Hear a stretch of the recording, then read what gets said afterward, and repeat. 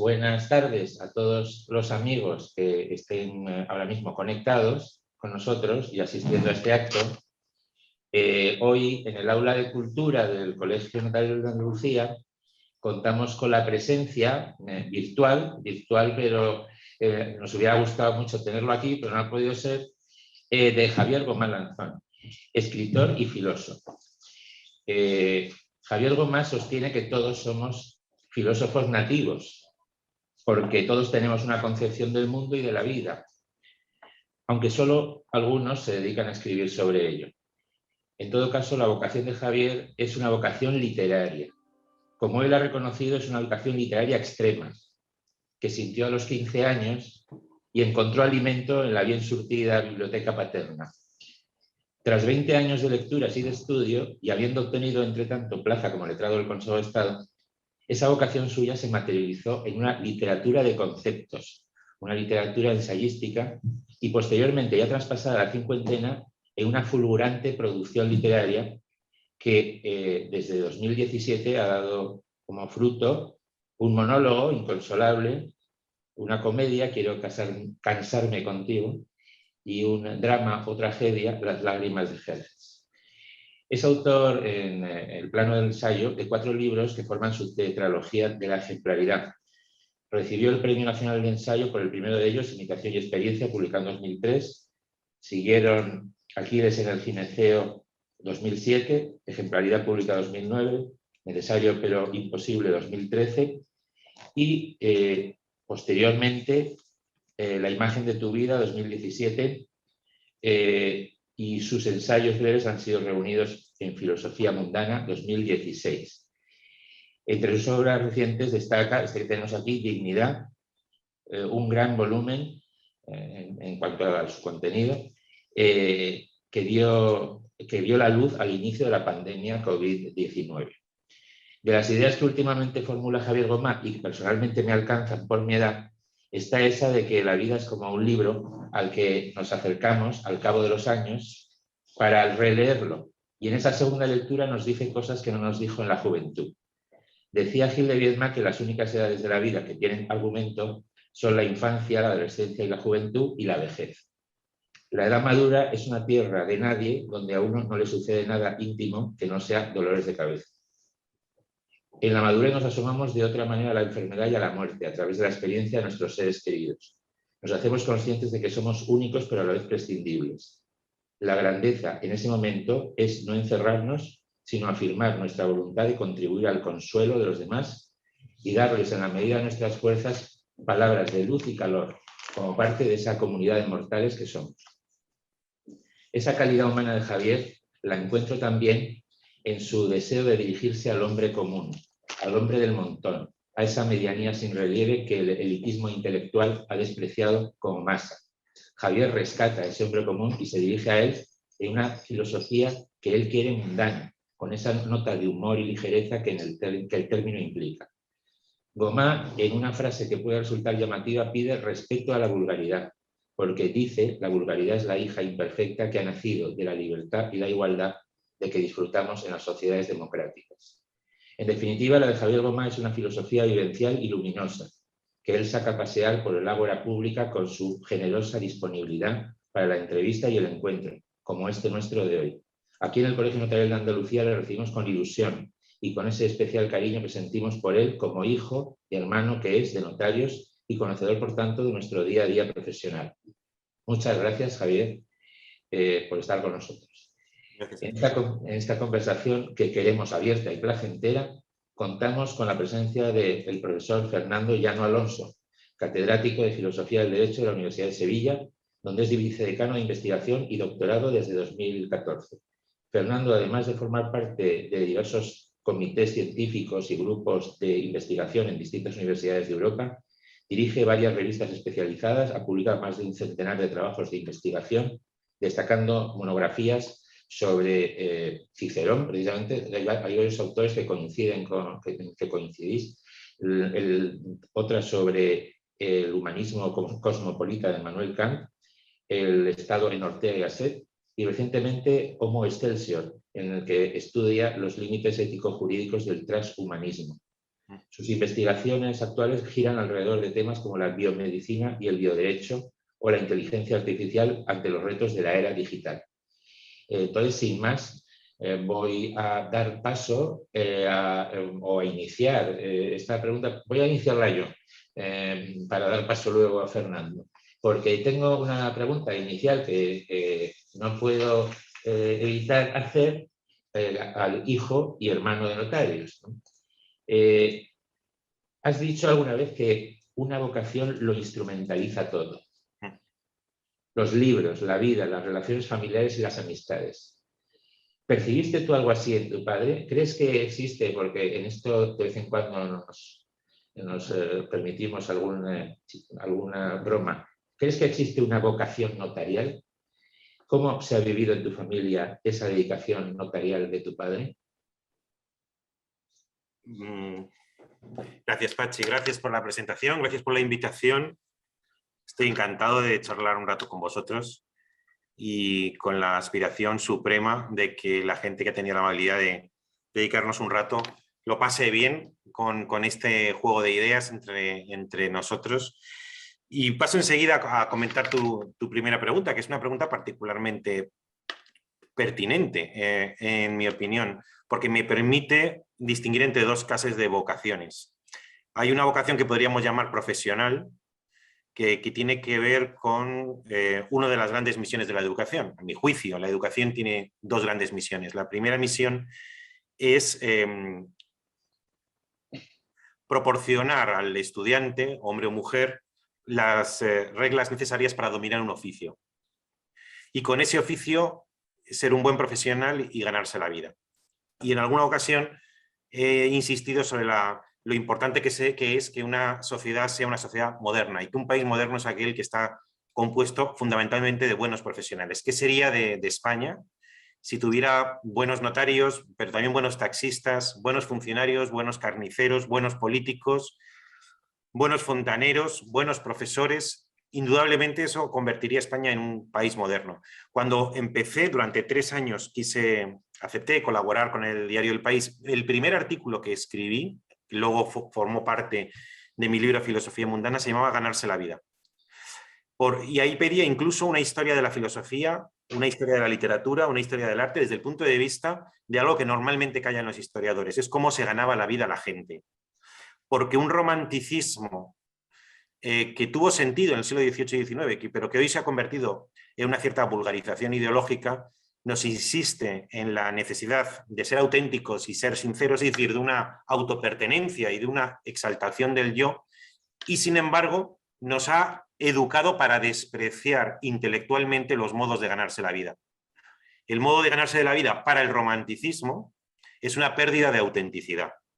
Y en ese artículo del País, que luego forma parte de Filosofía Mundana y que en realidad ya había desarrollado antes en un libro que se titula Aquiles en el gineceo, destaco que por el contrario y contra los presupuestos del romanticismo, ganarse la vida constituye al individuo.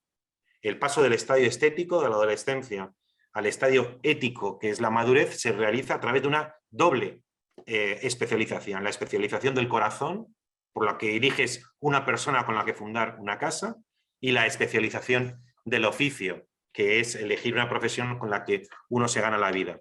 Entonces, ha habido los que nos alimentamos mucho de libros y de ideas que ha ido formando la gran conciencia de una sociedad que es la filosofía, nos transmiten ese legado un desprecio casi absoluto por los modos de ganarse la vida. No es un tema filosófico, pero ni siquiera debiera ser un tema personal. Es un tema alimenticio.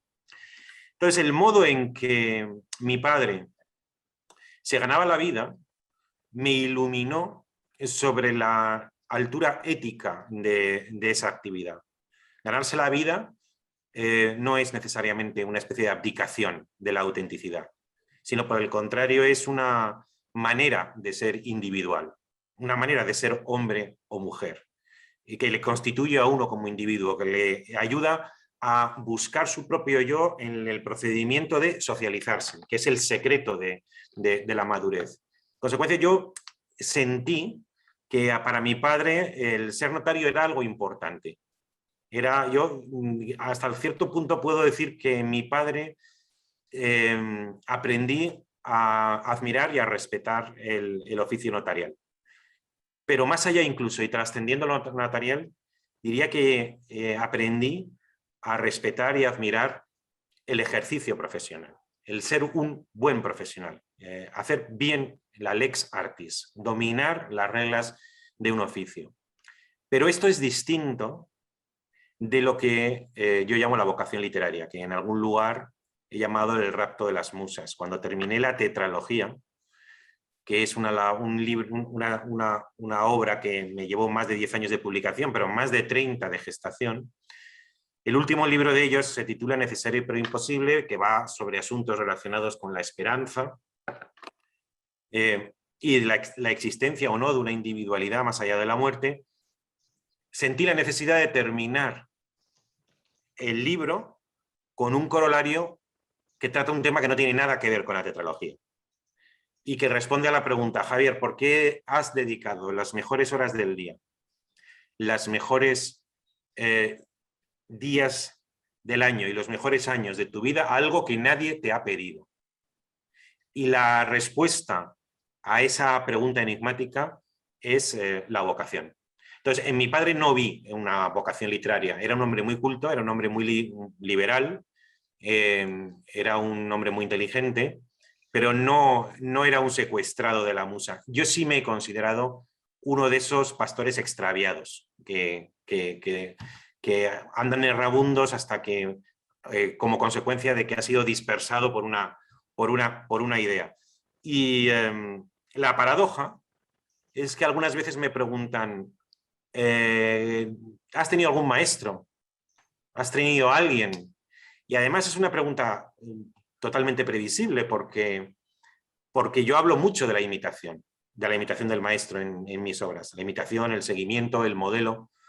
Y yo, sin embargo, he tenido algo de autodidacta, con lo que tiene de bueno y lo que tiene de malo. Con lo cual no me es fácil, sí puedo hablar de muchas personas que admiro o que han representado una influencia positiva en mi vida, pero un maestro no es fácil. Cuando me preguntan sobre un maestro, suelo contestar que el principal maestro que he tenido ha sido la biblioteca de mi padre. La biblioteca de mi padre. Donde además me sentí con esa perdición propia de que tiene vocación literaria. Resumiendo, encontré en mi padre una vocación profesional, me ayudó a despertar mi curiosidad incluso filosófica por la importancia, incluso en la realización de un individuo, en progresar del estadio estético, la adolescencia, al estadio ético, la madurez, a través de la doble especialización, también la del oficio, pero no era un hombre de vocación literaria, aunque la biblioteca, que él reunía una biblioteca extraordinaria, no amplísima, pero bastante amplia y sobre todo bien escogida, alimentó indudablemente la vocación literaria que he tenido. Además ha sido, bueno, lo primero que quisiera es agradecer la oportunidad que me ha dado esta casa a través de Francisco Aranguren de estar hoy aquí entrevistando con Paco Aranguren, ni más ni menos que a Javier Gomá. Para mí es un momento muy especial, se lo decía él antes, digamos, fuera de este acto en sí. Y también ha habido una sintonía absolutamente, natural entre las preguntas que ha elaborado Pachi y las que he elaborado yo, porque la primera justamente va un poco al hilo de esto que Javier Gomá decía antes del rapto de las musas, del surgimiento de su vocación literaria. Yo comenzaría, Javier, mi pregunta enfocándola desde tu perspectiva. Hemos hablado de tu padre y yo me gustaría enfocar esa pregunta, que ya ha respondido en parte, en Javier Gomá. Es decir, ya como ha comentado Aranguren, se ha dicho que perteneces a una familia de juristas, tu padre fue un prestigioso notario, como también lo son tus hermanos, y por eso, aprovechando que estamos precisamente en una sede como esta, la del Colegio Notarial de Andalucía, que es una institución por excelencia que representa la seguridad jurídica, la certeza del derecho, pues me gustaría comenzar preguntándote sobre el momento en el que, si lo recuerdas, en el que se produjo ese rapto de las musas al que te referías antes, ¿no? Es decir, tu enamoramiento, por decirlo en tus propios términos literarios y en lo de también los términos de Javier Marías, que tiene ese libro de los enamoramientos, es un libro precioso, por cierto. ¿Cuál fue el origen de tu vocación filosófica? fue una vocación total, ¿no? Que se ocupa de todo, pero lo que querría saber es si recuerdas en cierto modo si fue una vocación espontánea, ¿no? Y qué motivos fueron los que finalmente te llevaron a decantarte profesionalmente para ganarte la vida, que es un término también muy bonito tuyo, para ganarte la vida como filósofo antes que como jurista, teniendo en cuenta que lo podías haber hecho perfectamente. Has tenido grandes maestros que te reconocen como uno de los mejores alumnos, pasando por la Complutense, y además después no solamente eso, sino que consigues el número 1 en las oposiciones al Cuerpo de Letrados del Estado en el año 2003. Es decir, que por elección, nunca mejor dicho, le decía Ortega que la elección era algo que tenía que ver con la elegancia, ¿no? De la elección del individuo. Y tú elegiste eso, ¿no? Es decir, pudiendo haber hecho otra cosa y habiéndolo hecho también muy bien.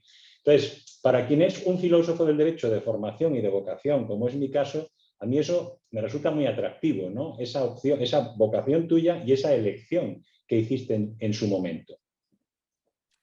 Fernando, también yo estoy encantadísimo de charlar contigo y claro, uno no puede desear un mejor interlocutor que el que tú lo representas.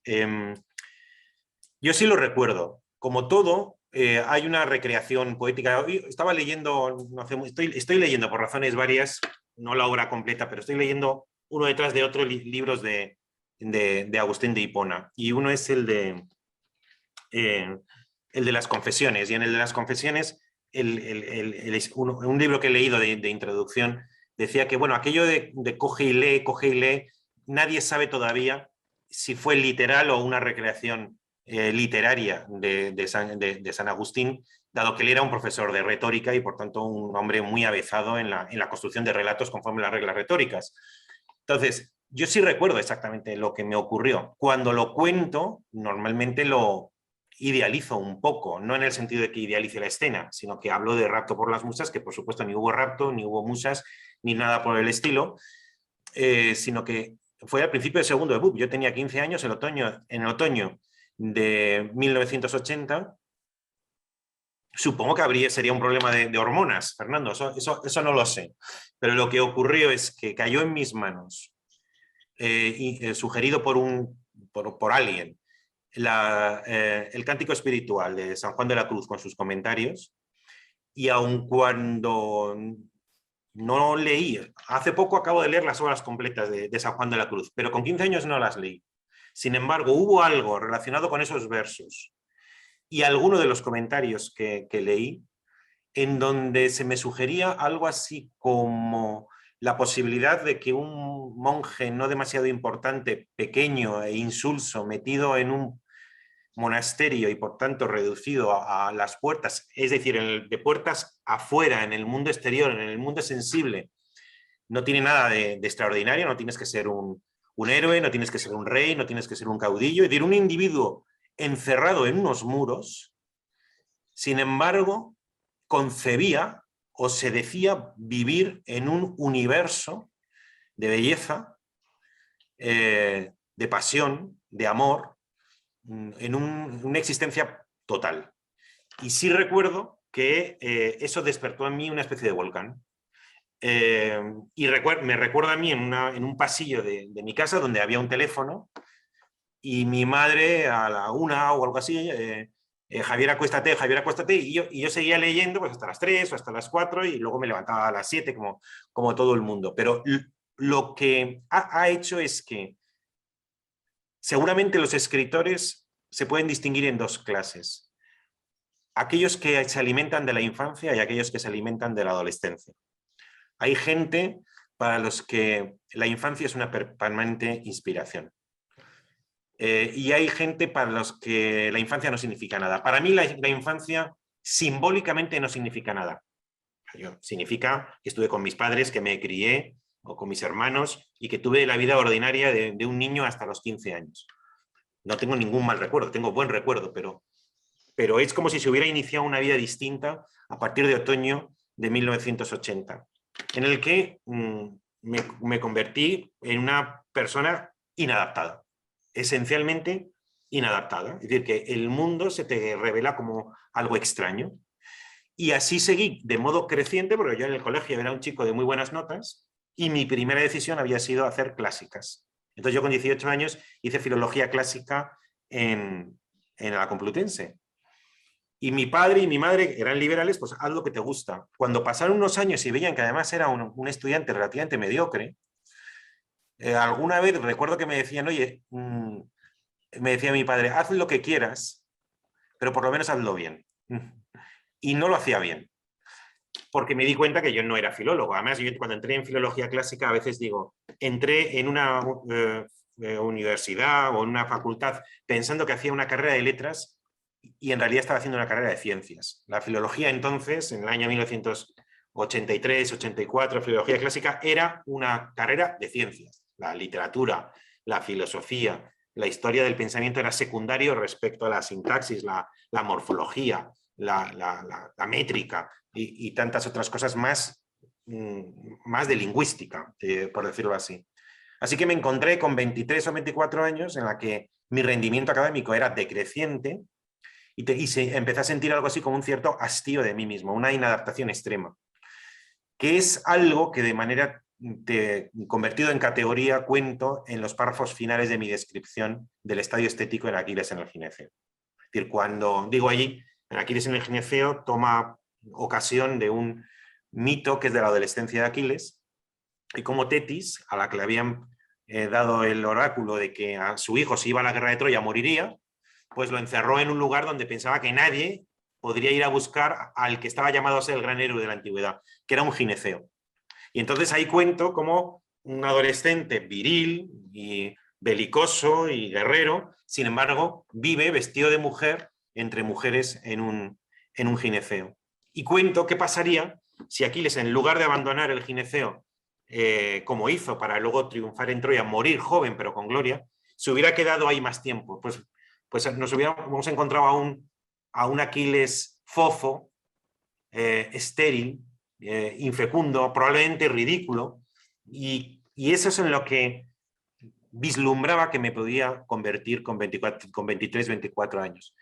Aparte de problemas sentimentales, porque hablo de especialización del corazón y especialización del oficio. Así que en determinado momento, que también tiene lugar en un sitio del norte, decidí que iba a hacer derecho, pero no por razones alimenticias, sino hasta cierto punto para salvarme de mí mismo, para trascender el estadio estético, como opción moral. Y es por eso por lo que luego hice la carrera y la oposición. Eso sí, rápido, porque yo ya tenía una madurez, así que con 24 años empecé derecho, pero con 27 ya era letrado del Consejo de Estado. Era mi decisión de salir del gineceo e ir a Troya. Y todo eso lo conté luego en Aquiles en el gineceo.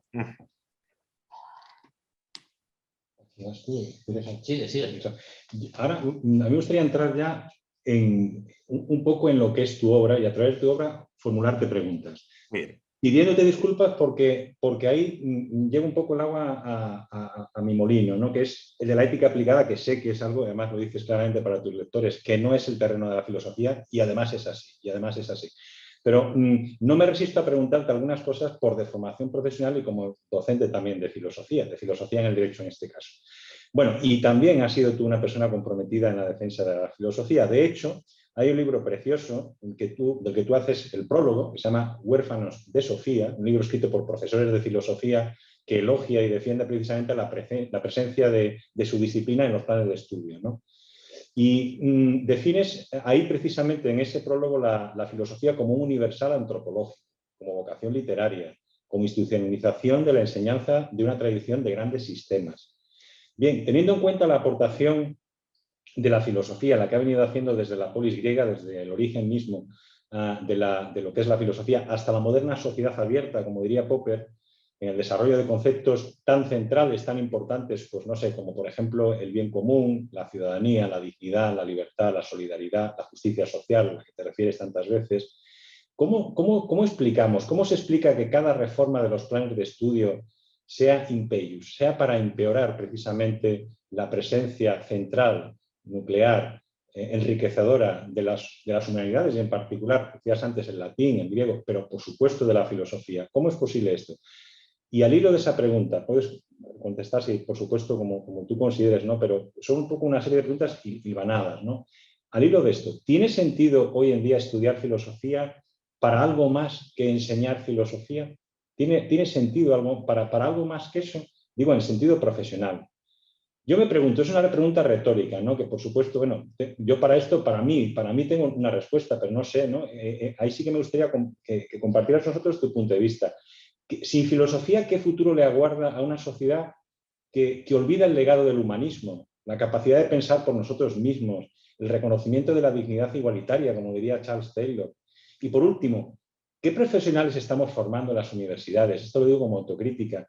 Cuando se prescinde del conocimiento de lo que no se considera útil, como diría Nucci Ordine, ¿no? Cuando prescindimos de esto, ¿qué profesionales estamos formando? Yo pienso en clave también jurídica, del ámbito del derecho. Aquí tenemos un ejemplo que es Francisco Aranguren, que es un jurista que conoce obviamente el derecho positivo, pero va más allá de lo que es el derecho positivo. Tiene una cultura jurídica amplia y eso marca la diferencia. ¿Por qué? Precisamente porque tiene una formación humanista y una visión del derecho humanista, ¿no?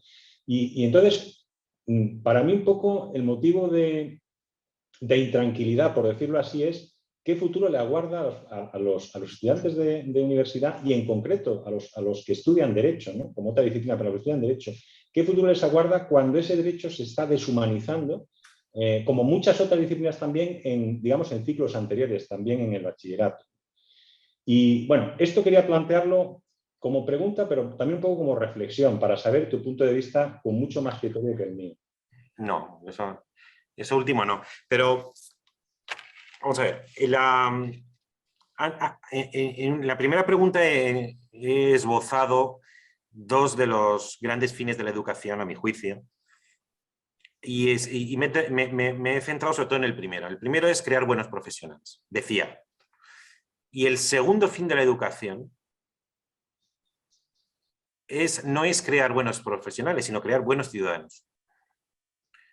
Y el profesional es el que conoce las reglas de un oficio por el que presta un servicio a la sociedad valioso, tan valioso que la sociedad es capaz de renunciar a lo que más quiere el individuo, que es su propio dinero, y remunerarlo.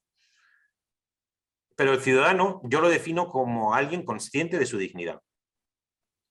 Y hablo en el libro que ha mencionado Pachi antes, que la dignidad, entre otras cosas, es aquello que yo lo defino como aquello que estorba, como aquello que ofrece resistencia. Aristóteles en la política dice: lo particular, el ciudadano debe ceder ante lo general, la polis. Y ahí fundó la tradición llamada republicana, que tiene algo de colectivismo. La virtud para la tradición republicana consiste en la virtud pública, la virtud republicana consiste en sacrificar el interés particular para subordinarlo al interés general de la polis o al interés general de la patria. Esto es así desde Aristóteles hasta Rousseau, pongamos por caso. Y entonces la dignidad moderna, la dignidad del siglo XVIII y XIX, añade algo muy extraño, porque dice: el interés particular cede ante el interés general, pero el interés general cede ante la dignidad individual. De tal manera que la dignidad estorba no solamente a las causas malas, que por supuesto, sino también a las causas buenas, al interés general, al bien común, a la justicia social, si el precio del bien común o del interés general es el atropello de la dignidad individual. Por tanto, formar en la universidad ciudadanos está también en una cierta tensión dialéctica con formar profesionales.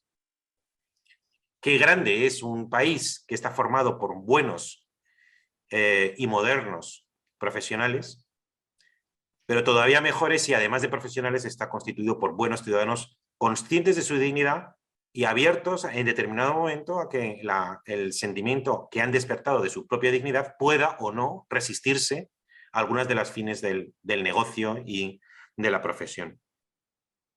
Para mí, las materias que sobre todo nos despiertan ese sentimiento a la dignidad son las llamadas materias humanísticas, que no nos dan normalmente un nuevo conocimiento, sino que retornan de nuevo a lo de siempre.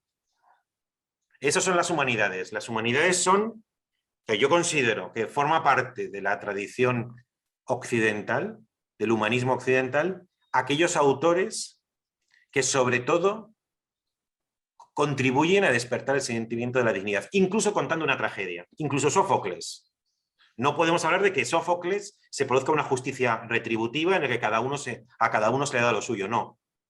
Pero en Sófocles, cada uno de los personajes, aun claudicando al destino, nos recuerdan la grandeza y la altura de la condición humana, como el famoso coro de Antígona, donde habla de la importancia de la naturaleza humana. Entonces, en un plan de estudios bien formado, tiene que haber elementos que no solamente nos sirvan para desarrollar una buena profesión, ser buenos ingenieros, ser buenos arquitectos, que también, sino otras que, aunque aparentemente no contribuyen directamente a la formación de profesionales, sin embargo, despiertan un apetito o un sentido para algo que no sirviendo para algo inmediatamente productivo, sin embargo, tiene que ver con una excelencia que reside en cada hombre y cada mujer.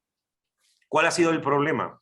Sobre todo desde las reformas de Bolonia, las famosas reformas de Bolonia de los años 90, que se ha apreciado que muchas escuelas y muchas universidades eran una fábrica de parados, porque la sociedad demandaba unas profesiones que la universidad no estaba dando. Entonces, ante el riesgo de que las universidades sean una fábrica de parados, pensaron que la manera de corregir a las universidades era hacer universidades más aplicadas, donde se pusiera más el acento en la adquisición de artes o de reglas que sirven para desarrollar una función práctica. Es decir, han puesto mucho más el acento en la profesión que en la ciudadanía. Y claro, eso tiene un riesgo, y es que por algún motivo, desde los años 90, no hemos reducido ese misterio más grande que el misterio de las Bermudas, y es por qué España sigue en un mínimo de un 8, 10 o 12% de paro estructural. ¿Por qué España tiene un paro estructural que no asume? ¿Por qué no tiene lo que otros países? ¿Por qué nosotros tenemos que asumir que al menos un 8 o 10% en los buenos tiempos de nuestra población activa está parada? No lo sé.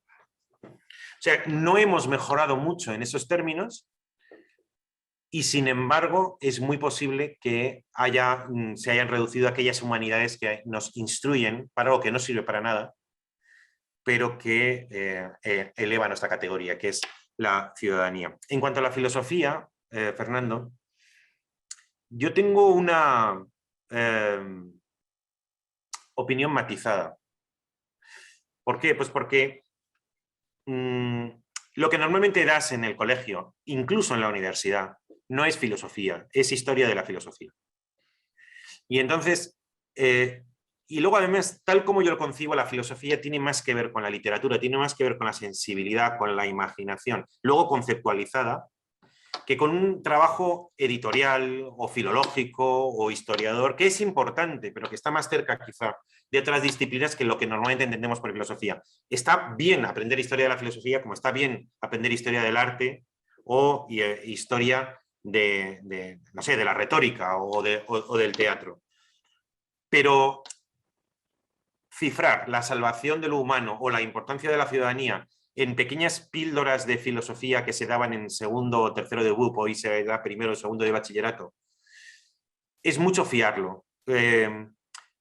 Por eso yo, y con eso termino, igual que Platón tenía como una gran reverencia a los sabios, a los 7 sabios, a Solón, a Tales, y decía que él no era un sabio, sino que era un amante de la sabiduría, y por eso se autocalificó de filósofo, no de sofoi, no era uno de los sabios, sino que era un amigo de la sabiduría. Yo a veces pienso que en los colegios y en las universidades, más que transmitir conocimiento, habría que transmitir amor al conocimiento.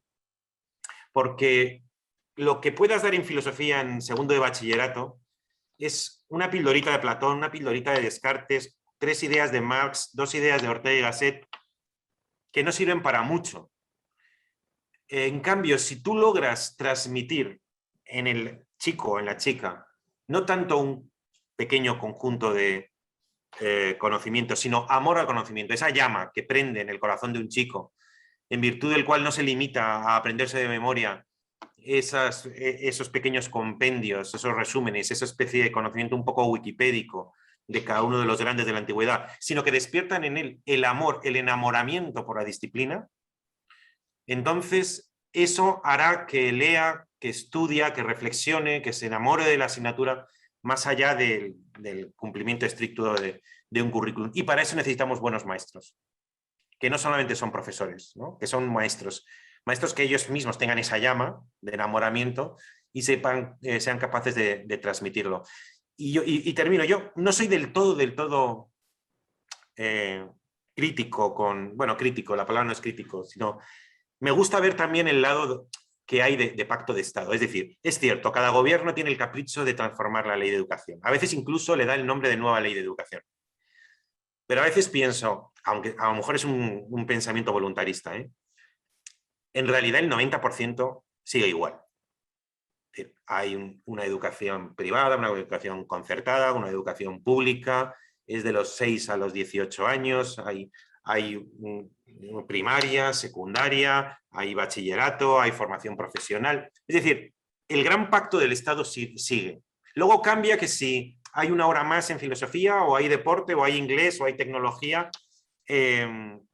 o si hay ética o hay religión. Pero a mí me gusta pensar que lo que es cosmético son las variaciones entre los gobiernos y que en cambio lo que subsiste es de lo que normalmente hablamos poco. No sé, a lo mejor es un pensamiento bien pensante, tú me dirás. Bien, pues nada, yo pensaba un poco tocar un tema. A mí me ha sorprendido mucho, por una parte, en tu trayectoria, ¿verdad? Esta primera etapa de 10 años de publicación, que tú la has definido como un desarrollo de una idea concebida de forma unitaria, pero que la única forma de desarrollarla fue de forma fragmentaria, ¿no? En varios libros, ¿no? Sí. Entonces, esto, digamos, daba la sensación de un sistema filosófico, lo que siempre le achacan a Ortega que no tenía, ¿no? Un sistema. Entonces tú empiezas muy joven creando un sistema o forjando un sistema. Y a mí realmente los sistemas me son antipáticos en general. O sea, digamos, yo siempre recuerdo a Nietzsche cuando decía la palabra mata, todo lo fijo mata, ¿no? Entonces, creo que la palabra es viva y tiene que ir en el tiempo adquiriendo sentido, ¿no? Entonces, sin embargo, hay una segunda etapa en que de repente surge la vocación teatral, que quizás existía antes, y cambia totalmente el registro. Y he leído una cosa que me ha gustado, porque además revela tu conocimiento del derecho, ¿no? Que dice que es que a partir de determinado momento has ido dándote cuenta de que gran parte de la vida es suelo no urbanizable. Sí, Y por tanto, no cabe someter a razón o sistema una gran parte de la vida de las personas, ¿no? Cosa que me parece una humildad respecto del primer planteamiento como sistema completo y tal, que es un cambio de sentido y que creo que eso es lo que te ha llevado al teatro, ¿no? Esa parte no urbanizable de la vida. Sí. Bueno, te cuento con mucho gusto, Pachi. Retomando el principio de la conversación sobre la vocación, yo suelo decir, hay gente que tiene muchas ideas. Yo solamente he tenido una. Solamente he tenido una y la he cuidado, la he mimado, la he pensado a fondo. Y luego, esa idea tenía ramificaciones en diferentes disciplinas. Entonces, tiene algo que decir al derecho, tiene algo que decir, que son sobre todo el concepto de costumbres, tiene algo que decir a la ética, tiene algo que decir a la antropología, tiene algo que decir a la sociología, a la ciencia política. Hay una teoría sobre la política y los políticos. Tiene algo que decir a la propia condición de la filosofía, que ahora voy a mencionar. Tiene algo que decir a la poética, a la estética. Tiene algo que decir a la teología. Si quieres llamarle a eso un sistema o no, en una de las introducciones de la recopilación de la tetralogía, hablo de que es una idea que es un sol en torno al cual giran una serie de planetas. Entonces sí que es una idea omniabarcante, una idea que tiene ramificaciones en diferentes disciplinas, ¿no? Yo digo, de toda filosofía, yo llamo filosofía sistemática a la que responde a dos preguntas. ¿Qué hay en el mundo? Pregunta ontológica. ¿Qué hay que hacer con lo que hay? Pregunta pragmática. Y yo tengo una respuesta a esa pregunta. Lo que ha dicho normalmente la filosofía es: ¿qué hay en el mundo? El ser lingüístico, el ser como universal abstracto. ¿Qué hacer con lo que hay? Comprenderlo a través de un proceso de abstracción. Y yo digo, ¿qué hay en el mundo? Hay un universal concreto del ejemplo. ¿Qué hacer con el mundo? ¿Qué hacer con lo que hay? Seguirlo, imitarlo, reiterar el ideal de la ejemplaridad.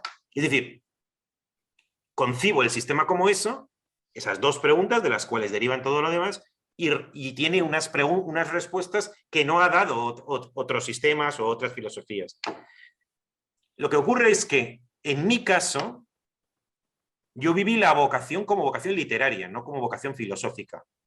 La vocación literaria, yo pienso que la filosofía es literatura.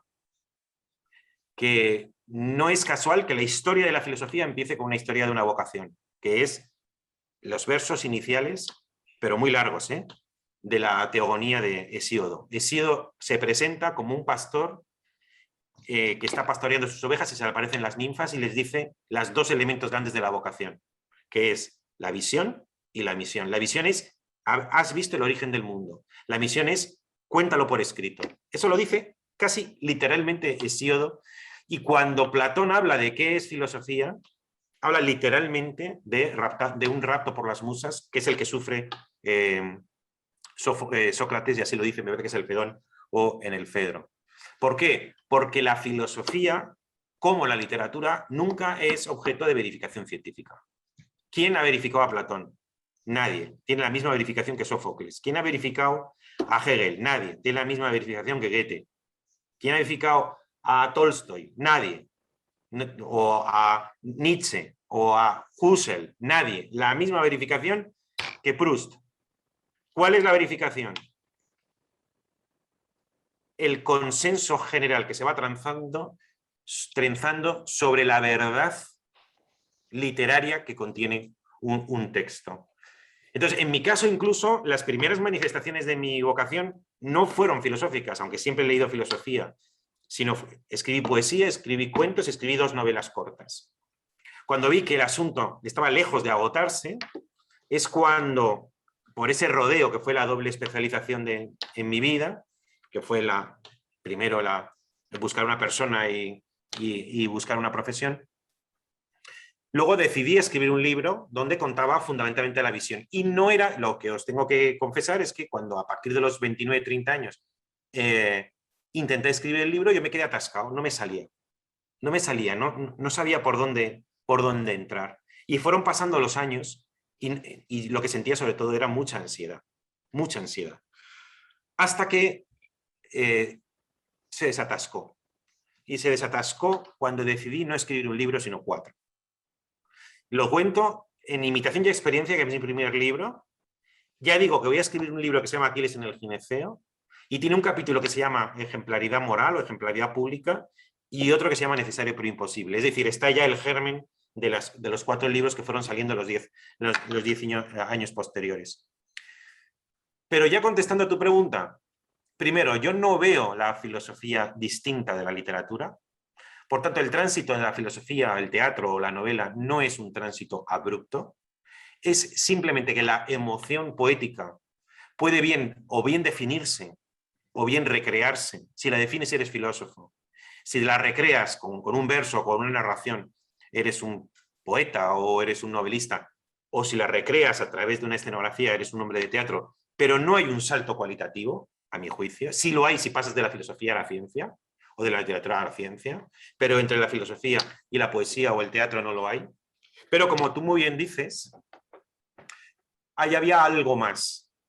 En Ejemplaridad Pública, yo ya mencioné la importancia de recuperar el espacio público. Tiene un capítulo, Ejemplaridad Pública, que se llama Sobre un acto público, y que, bien leído, puede ser entendido 2009 como un anticipo de lo que luego vendría. Luego, además, a mí me ha gustado siempre dar conferencias, es decir, estar en el escenario, cultivar la atención prestada por el público presente. Cuando presenté uno de mis libros, le pedí a José Luis Gómez que leyera 2 de los microensayos que formaban parte de Filosofía Mundana. y se hizo clarísimo que a mí no solamente me interesaba la palabra escrita, sino la palabra dicha, porque José Luis Gómez evidenciaba que era una palabra no solamente para ser leída, sino también para ser escuchada, una palabra dicha. Pero luego, como tú muy bien dices, tiene que ver, y con esto ya, digamos, redondeo el argumento, con ese suelo no urbanizable. ¿Qué quiere decir? Que es que la filosofía tiene algo muy a favor y tiene algo en contra. La filosofía, en primer lugar, ignora el tiempo. La filosofía escribe como si no existiera antes y después. Y sin embargo, los hombres y las mujeres somos seres narrativos. Si yo te pregunto, Patxi, quién eres, no me contestas con eres un animal y un bípedo implume, sino me cuentas una historia. Me cuentas dónde naciste, quién eran tus padres, tu madre, tus hermanos, tu infancia. Me cuentas la historia de tu vida, porque somos seres narrativos, en los que se incluye el tiempo. Y la filosofía no tiene buena relación con el tiempo. Y en segundo lugar, la filosofía ilumina.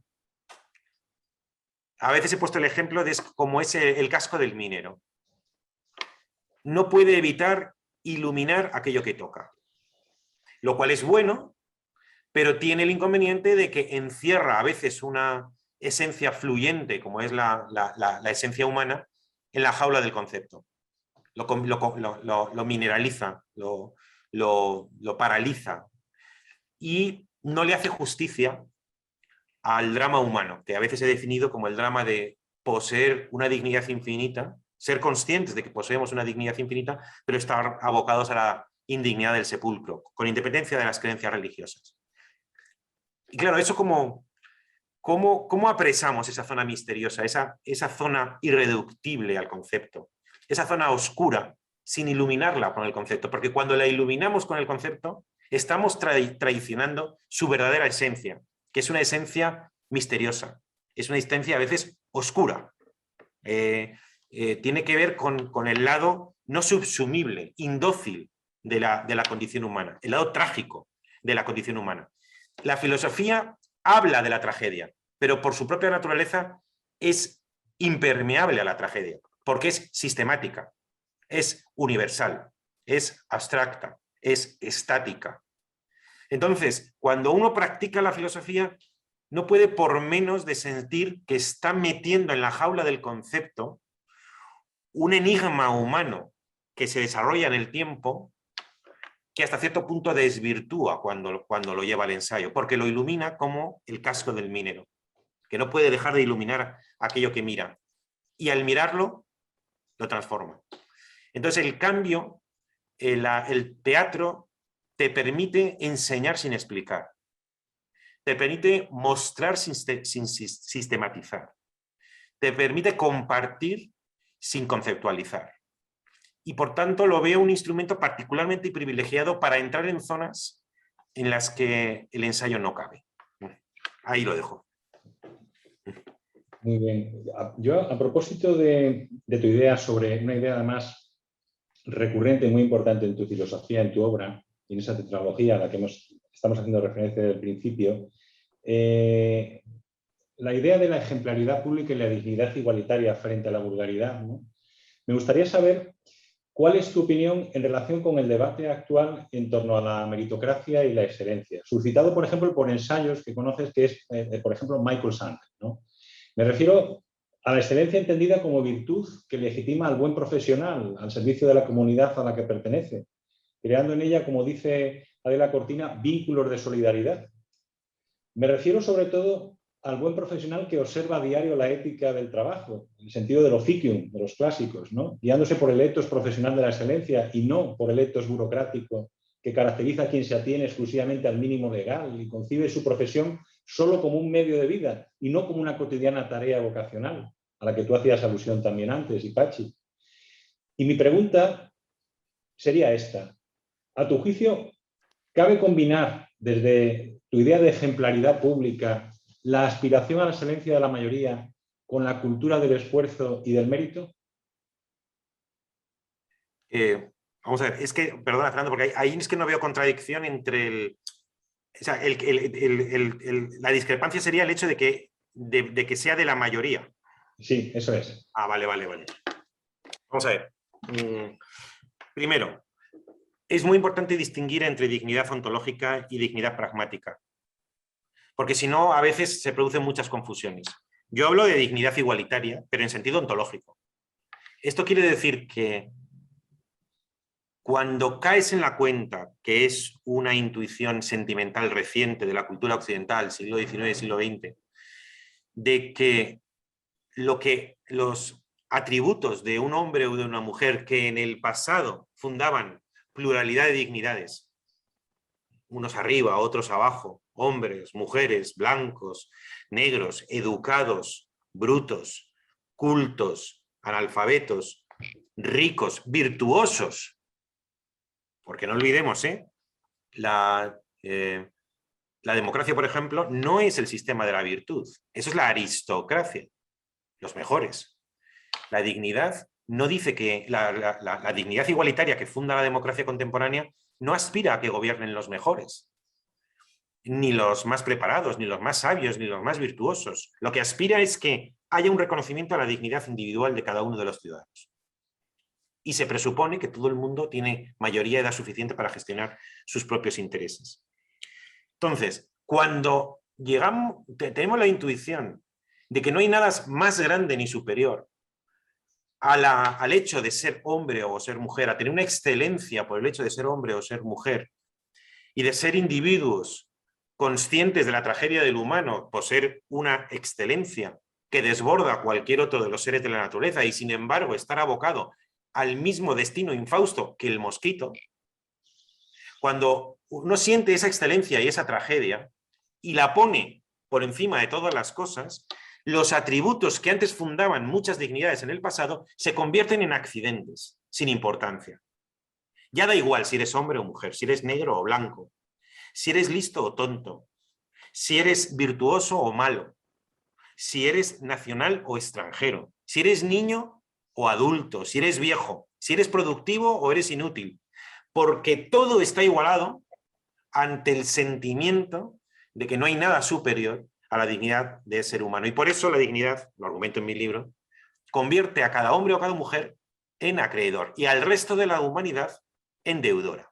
¿Deudora de qué? Todo el mundo debe un respeto a la dignidad individual. Pero esto es distinto, dignidad ontológica, de la dignidad pragmática. Es decir, otra cosa distinta es que luego el hombre o la mujer actúen en su vida cotidiana conforme a la dignidad de la que son titulares, de la que son poseedores. Y si no actúan conforme a la dignidad de la que son poseedores, eso tiene consecuencias, como por ejemplo la cárcel, ¿no? O el paro, o un matrimonio desgraciado, o un fracaso profesional, o que escribes mala filosofía. Si no te actúas conforme a lo que la dignidad que eres portador, la consecuencia normalmente es algún tipo de comportamiento indigno, que no desmiente tu dignidad de origen. Hasta el mismo Hitler merecería un juicio justo, pero que indudablemente tiene consecuencias sociales, tiene consecuencias si obtienes un mejor trabajo, un mejor puesto de investigación, ganas más dinero, fundas más empresas. Es decir, que mi concepto de dignidad que distingue entre lo ontológico y lo pragmático no tiene ningún problema respecto a la atribución y pago de un cierto mérito. Lo que pasa es que en ocasiones el debate sobre la meritocracia necesita comprender que hay diferentes aproximaciones para el mismo tema. El otro día me preguntaron por la renta mínima. Yo no soy experto en la renta mínima, pero creo que a veces hacemos preguntas que son de tipo económico, si conviene o no conviene la renta mínima desde el punto de vista estrictamente económico, y otras veces hacemos una aproximación de justicia social, que estaré o no de acuerdo. Pero de igual manera que puedes o no poner un nuevo impuesto, puedes o no crear una renta mínima. A lo mejor el impuesto es idiota y a lo mejor la renta mínima es idiota. Y eso no lo sé, no soy especialista. ¿Qué quiero decir con esto? Que es evidente que el mérito debe ser retribuido, pero es evidente que muchas veces la retribución no es conforme al mérito. Entonces, tendrá que haber medidas que respetan la retribución del mérito y tendría que haber medidas que corrigen una injusticia de hecho, y es que yo, que soy hijo de notario, tengo más posibilidades de prosperar, sobre todo en el ámbito profesional y jurídico, que quien es hijo de un inmigrante en Almería. Entonces, es verdad, él a lo mejor puede desarrollar muchos méritos, pero lo tiene más difícil. Para compensar ese déficit inicial, es normal que el Estado desarrolle no medidas económicas, sino medidas que tratan de corregir desigualdades. ¿Quiere decir esto que el que sea una persona meritoria y apruebe las oposiciones, es injusto que apruebe las oposiciones de notaría y que obtenga primero la plaza de notario y luego otra plaza mejor por restringidas? En absoluto. Pero es que creo yo que el método que nos aproxima al problema es distinto. Uno, la conveniencia de retribuir el mérito, entre otras cosas, porque así se anima al mérito y al esfuerzo. Y otra cosa es una aproximación de justicia social que trata de corregir desigualdades que perjudican a algunos. Y luego, por último, cuando has hablado de la mayoría y de la vulgaridad, sobre esto, claro, podría hablar mucho rato, no me quiero extender, pero se ha mencionado antes a Ortega. Ortega hablaba de la minoría selecta, y eso para mí tiene un problema muy grande, y es que Ortega teorizó, él creía que no, él creía que estaba articulando una teoría nueva, pero en realidad era la teorización de la estructura tradicional de la sociedad desde el origen de los tiempos, que es una estructura aristocrática. Y Ortega decía claramente, sin demasiados miramientos, hay una minoría selecta, que es la que está verdaderamente llamada a la excelencia, y hay una masa social, que sociológicamente estaríamos hablando del 99,9% de la población, que estaría llamada solo a la docilidad. Lo dice literalmente en España invertebrada de 1921, a la docilidad. Es decir, son menores de edad. Por eso en mis libros yo he forjado el concepto de mayoría selecta. La línea que separa la excelencia de la docilidad o de la vulgaridad no es una línea social, donde una serie de individuos se autopostulan como minoría y el resto de la sociedad no tiene más que ser dóciles, sino que es una raya que se traza en el corazón mismo de cada hombre y cada mujer, de cada ciudadano, cada uno de los cuales llamados a excelencia y cada uno de los cuales con el riesgo de permanecer en su vulgaridad. Por tanto, el ideal de una minoría selecta debería sustituirse, a mi juicio, por una mayoría selecta en el que cada uno de los ciudadanos está llamado a la excelencia. Bueno, pues la verdad es que se nos ha ido el tiempo volando porque ya hemos cumplido casi una hora, con lo cual nos has regalado tiempo respecto del que pensábamos disponer. Entonces, aunque se quedan preguntas, porque claro, sería inacabable, pues te queremos dar las gracias y bueno, otra ocasión habrá de volver a vernos y volver a charlar contigo. La verdad que ha sido una conversación estupenda. Lo hemos pasado muy bien, ¿eh? Y damos gracias también a Fernando y a todas las personas que nos han seguido. Y pues nada, un abrazo. Déjame dar las gracias también a mí, a ti, Pachi, a Fernando, lo bien que os habéis preparado esta conversación. Espero que lo hayáis pasado tan bien como yo y espero que también el resto de las personas que han tenido la amabilidad de conectarse hayan pasado un buen rato. Espero veros pronto y os mando un abrazo a vosotros y a todos los que se hayan conectado. Un abrazo muy grande. Muchas gracias. Muchas gracias. Adiós. Muchas gracias. Adiós. Adiós.